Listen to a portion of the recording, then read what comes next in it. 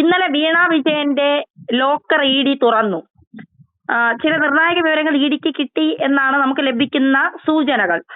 പിണറായി വിജയൻ പറഞ്ഞത് ക്യാമറയും കൊണ്ട് നീയൊക്കെ പോ, അതിന്റെ അകത്ത് വിസ്മയം ഉണ്ട് എന്ന് പറഞ്ഞ് ഒരു പരിഹാസമാണ് പിണറായി വിജയന്റെ ഭാഗത്ത് നിന്ന് ഇതുമായി ബന്ധപ്പെട്ട ചോദ്യങ്ങൾക്ക് ഉണ്ടായത്. എന്താണ് പിണറായിയുടെ ഇത്ര വലിയ കോൺഫിഡൻസിന് പിന്നിൽ? പിടിക്കപ്പെടില്ല, മകൾ സേഫാണ്, മകൾ രക്ഷപ്പെടും, അതിന്റെ മകളെ രക്ഷിക്കാൻ പിന്നിൽ വമ്പന്മാരുണ്ട് എന്ന ധൈര്യമാണോ പിണറായിക്ക്? വെറുതെ ഉള്ള തോന്നലാണ്. ഏതായാലും നശിച്ചു, നാറാണക്കല് പിടിച്ചു, ജയിലിലാവുന്നു ബോധ്യമായി. അപ്പൊ ജയിലിലാകുന്ന നിമിഷം വരികയും പിണറായി പറഞ്ഞ് ജീവിക്കാം. അത് സഖാക്കന്മാരുടെ ഒരു സ്വഭാവമാണ്. കണ്ടില്ലെന്ന് പിണറായിയുടെ വീട്ടിൽ വീട് നടന്നപ്പം വല്ല ബോധമുണ്ട് ഇവന്ന് അവിടെ വന്ന് ഇ.ഡി. ജോസിനെ ആക്രമിക്കുമോ? 27 ജയിലിൽ കിടക്കുക, മനസ്സിലായില്ലേ? ഏതോ ഒരുത്തവന്റെ ജാമ്യം കിട്ടിയിട്ടുണ്ട്. ഞാൻ പറഞ്ഞത് ഇത് കമ്മ്യൂണിസ്റ്റുകാരന്റെ സ്വഭാവമാണ്. ചൊവ്വിന് അടി കിട്ടുമ്പോഴേ മനസ്സിലാവുന്നത്. ഈ പന്നിയൊക്കെ കണ്ടിട്ടില്ലേ? പന്നി ഒരിക്കലും മുകളിലോട്ട് നോക്കരുത്, താഴോട്ട് നോക്കിയാണ് നടക്കുന്നത്. ആ തലയ്ക്കോട്ട് ഒറ്റ എണ്ണം വെച്ച് കൊടുക്കുമ്പോൾ അലറിക്കൊണ്ട് മുകളിലോട്ട് നോക്കും. തലയ്ക്കോട്ട് കിട്ടുമ്പോഴാണ് പന്നി മുകളിലോട്ട് നോക്കുന്നത്. എന്നതുപോലെ നമ്മുടെ കമ്മ്യൂണിസ്റ്റുകാരനായ പിണറായി വിജയനും ഒട്ടനെ കിട്ടുമ്പം നല്ല വർത്തമാനം പറയാൻ പഠിക്കും. ഇപ്പൊ അഹങ്കാരമൊക്കെ പറഞ്ഞുകൊണ്ടിരിക്കും. പക്ഷെ ഒരു കാര്യമില്ല, ജയിലിലാകാതെ ഒരു മാർഗവും ഇല്ല. മകള് നനഞ്ഞ പക്ഷിയുടെ കൂട്ടല്ലേ ഇ.ഡിയുടെ മുമ്പിൽ നിൽക്കുന്നത്. ഇനിയും നിൽക്കേണ്ടി വരും, ജയിലിൽ പോവും, പിണറായി അകത്ത് പോവും, യാതൊരു സംശയം വേണ്ട. പിണറായിയുടെ വിചാരം ഇ.ഡി ഇതുപോലെ സൗമ്യമായിട്ട് ഇടപെടുന്ന കാണുമ്പം പിണറായി മനസ്സിലാക്കി ഇ.ഡിക്ക് ഇവരെ ഇളയാണ്ട് പേടിയാന്നാണ്. അതല്ലാന്ന് ഇവർ തെളിയും, ഒരു സംശയം വേണ്ട, ധൈര്യമായിട്ടിരുന്നു. ഈ കേസിന് ഇപ്പൊ തിങ്കളാഴ്ച അല്ലെങ്കിൽ ചൊവ്വാഴ്ചക്കകത്ത് വീണ്ടും സമൻസ് കൊടുത്ത് വിളിക്കുമെന്നാണ് പറയുന്നത്. കരിമണൽ കർത്തയുടെ കുടുംബാംഗങ്ങളെയൊക്കെ വിളിച്ച് ചോദ്യം ചെയ്തിട്ടുണ്ട്. എന്തിനാണ് ഈ അക്കൗണ്ടുമായി ബന്ധപ്പെട്ട കാര്യങ്ങൾ വിദേശത്തേക്ക് കൂടി അന്വേഷണം നീളുന്നു എന്നൊക്കെ പറയുന്നുമുണ്ട്. ഇനി എന്തായിരിക്കും വീണ വിജയന്റെ ഒരു ഭാവി? പിണറായിക്ക് രക്ഷിക്കാൻ കഴിയുമോ വീണയെ?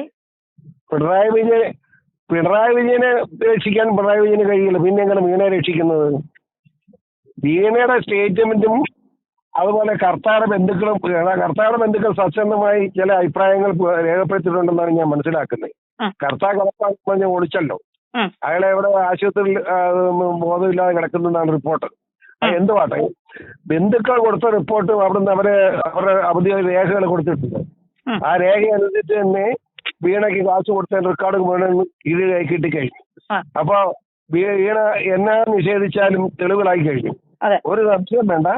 ഇനി ഒന്നുകൂടെ നോട്ടീസ് എടുത്ത് വിളിച്ചാൽ വീണ ആ പോക്കോടുകൂടി ജയിലിലേക്ക് പോകും എന്ന് തന്നെയാണ് ഞാൻ കരുതുന്നത്.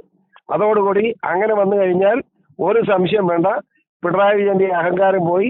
ഞാൻ നേരത്തെ പറഞ്ഞതുപോലെ തലക്കിട്ട് അടി കിട്ടി മുകളിലോട്ട് നോക്കുന്നു എന്ന് പറഞ്ഞ പോലെ പിണറായി വിജയനും ജയിലിലോട്ട് പോകുന്നത് കാണാനുള്ള അവസരം ഉണ്ടാവും, ഒരു സംശയം വേണ്ട.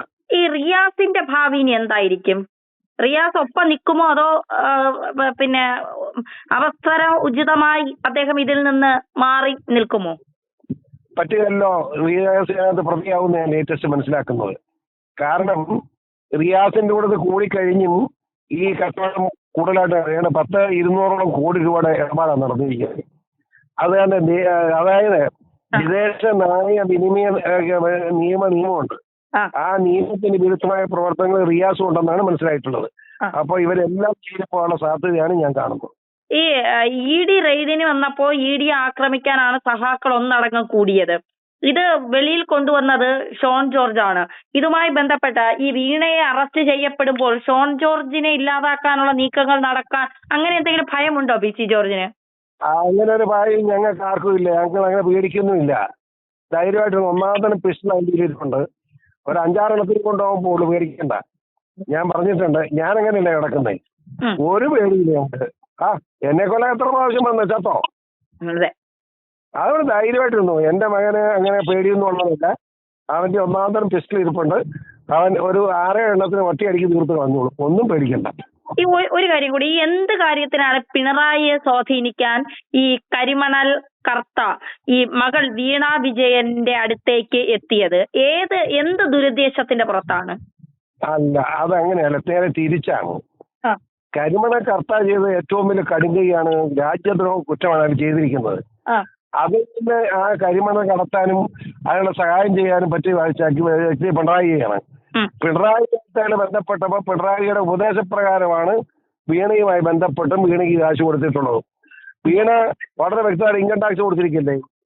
2,78,00,000 രൂപയ്ക്ക് കർത്താവ് കൊടുത്തതിന് അവൾ അത് വൈറ്റ് മണി ആക്കാൻ വേണ്ടി അത് ഇൻകം ടാക്സ് കൊടുത്ത് ടാക്സ് അടച്ചിട്ടുണ്ട്. അപ്പൊ പിന്നെ കാശ് മേടിച്ചു തർക്കമില്ലല്ലോ. എന്തിന് കാശ് മേടിച്ചു പിന്നെ പറയണ്ടേ? അതിനോട് തന്നെ ഏഴ് പോയി കഴിയും, ഒരു നിമിഷം വേണ്ട. ഓക്കെ, ശരി, താങ്ക് യു. PC ജോർജിന്റെ വാക്കുകളാണ് പ്രേക്ഷകർ കേട്ടത്. അതായത് കൃത്യമായി PC പറയുന്നുണ്ട്, വീണ രക്ഷപ്പെടില്ല. കരിമണൽ കമ്പനിയായ CMRLും എക്സാലോജിക്കും തമ്മിലുള്ള സാമ്പത്തിക ഇടപാടുകളുമായി ബന്ധപ്പെട്ട മാസപ്പടി കേസിൽ എൻഫോഴ്സ്മെന്റ് ഡയറക്ടറേറ്റിന്റെ അറസ്റ്റ് ഉൾപ്പെടെയുള്ള കടുത്ത നടപടികൾ ഒഴിവാക്കാൻ മുൻ മുഖ്യമന്ത്രി പിണറായി വിജയന്റെ കുടുംബം അടിയന്തര നിയമോപദേശം തേടിയിട്ടുണ്ട് എന്ന വിവരമാണ് പുറത്തുവരുന്നത്. സുപ്രീം കോടതിയിലും ഹൈക്കോടതിയിലും പ്രമുഖ അഭിഭാഷകരുമായാണ് കുടുംബം ചർച്ച നടത്തിയതത്രേ.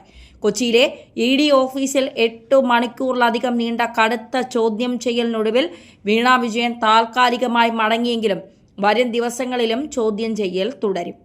പുറത്തിറങ്ങിയ വീണ മാധ്യമങ്ങളോട് കമാന്നൊരക്ഷരം മിണ്ടിയിട്ടുമില്ല. തുടർച്ചയായ ചോദ്യം ചെയ്യലിൽ ED ഉദ്യോഗസ്ഥർ ഉന്നയിച്ച കൃത്യമായ തെളിവുകൾക്ക് മുന്നിൽ വീണ ആകെ വിയർത്തു. കേന്ദ്ര ഏജൻസിയുടെ ചോദ്യശരങ്ങൾക്ക് മുന്നിൽ കടുത്ത മാനസിക സമ്മർദ്ദത്തിലായ വീണയിൽ നിന്ന് EDക്ക് ലഭിച്ചത് പരസ്പര വൈരുദ്ധ്യമായ മൊഴികളാണ്.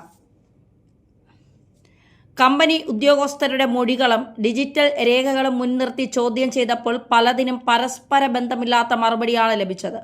ഈ രേഖകളും മൊഴികളും വിശദമായി വിശകലനം ചെയ്ത ശേഷമായിരിക്കും EDയുടെ അടുത്ത നീക്കം. ഡൽഹിയിലെ ഉന്നത നേതൃത്വത്തെയും കാര്യങ്ങൾ ബോധ്യപ്പെടുത്തും. അതിനുശേഷമാകും വീണയെ അറസ്റ്റ് ചെയ്യണമോ വേണ്ടയോ എന്ന് തീരുമാനിക്കുന്നത്.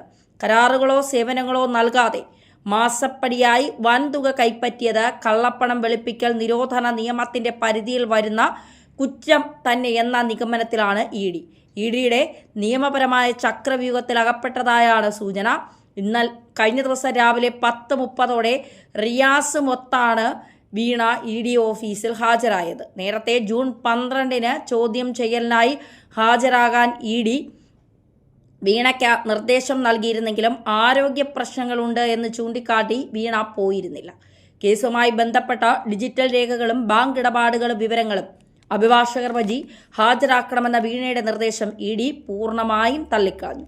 തുടർന്ന് വ്യക്തിപരമായി തന്നെ ഓഫീസിൽ നേരിട്ട് ഹാജരാകണമെന്നാവശ്യപ്പെട്ട കേന്ദ്ര ഏജൻസി പുതിയ സമൻസ് വീണയ്ക്ക് അയക്കുകയും ചെയ്തിരുന്നു.